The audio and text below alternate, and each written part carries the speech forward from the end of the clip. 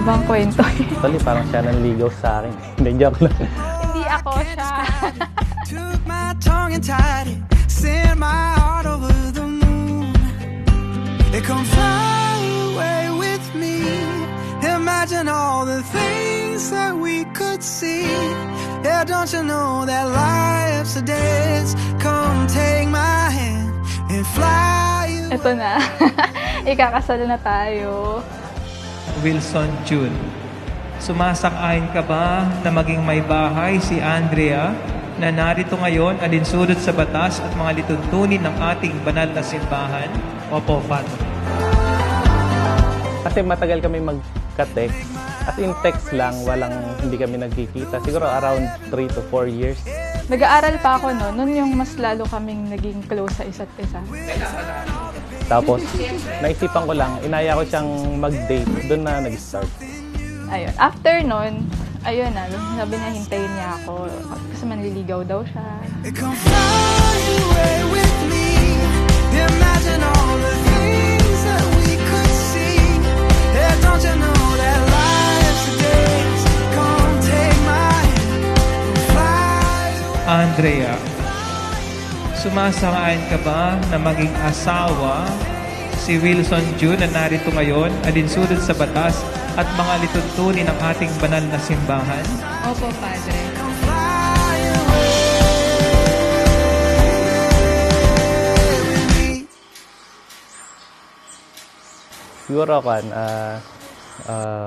ang hirap naman, sabi, walang message. Mutual friends. Actually, yung mga pinsan ko, kaklase niya. So, high school kami nun. So, doon lang nagsimula. Actually, matagal na rin naming plano to. At siguro, makakapagsimula na kasing humakbang ulit kami ng isang hakbang after nito sa buhay namin.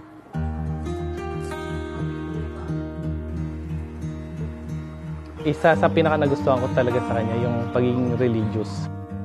Gusto ko rin nagsisimba, kaya lang, pag walang umaya sa akin, hindi ako magsisimba. So, siguro siya yung naging perfect match para sa akin kasi lagi niya ako inaaya. Napapasimba talaga ako. Araw-araw, bigyan niyo ng regalo ang isa't isa.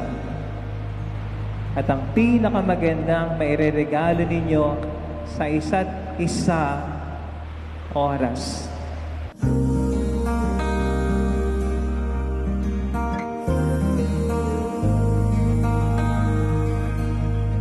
Hindi lahat ng araw ng buhay ninyo happy kayo. At hindi lahat ng araw ng buhay ninyo natutupad ninyo. Marami din kayong pagkakaiba. Basta kahit anong problema dumating, dami na nating napag-awayan eh. Ang dami na nating mga pinagdaanan. So tandaan mo lang, mahal na mahal kita. And andito lang ako lagi para sa'yo.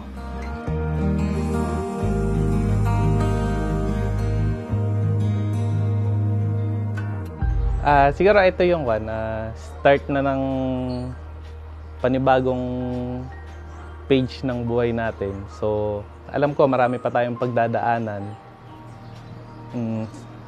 Basta mahalaga, magkasama nating lagpasan lahat. Kasi yung mga pagdadaanan natin na yun, sigurado naman yun din yung magpapatibay sa pagsasamahan natin.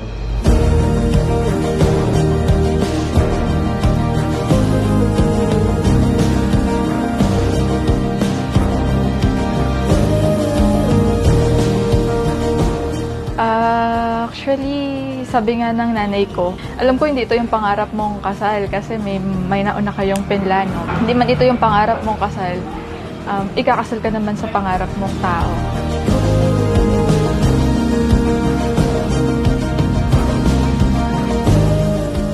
Remain in love. Always in love. Stay in love.